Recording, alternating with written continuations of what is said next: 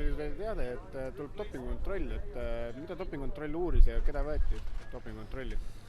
Noh, ega dopingukontroll seda ette ei ütle, mida nad uurivad, et tõsi see on, et umbes tund aega enne võistlust algust öeldi meil, et me peame arvestama, et tuleb dopingukontroll. Dopingukontrollil on omad nõudmised, nendel on vaja oma ruum, teatud tingimused luua, kaasa anda nendele manukad, nende nõudmisel kõikidele sportlastele, kes siis lõpetavad oma võidusõidu. Ja seda, keda valitakse, me ei tea, 2 ütlevad nemad ise, 1 võetakse loosi teel. Jah, tänane võitja võeti, tänane 3. koha mees võeti, et see on nii kuidas kunagi, et reeglina ikkagi parimad sportlased kontrollitakse. Ja. Kas Eestis on võetud ka dopingukontrolli või Eestis üldse kontrollitud motospordis dopingut?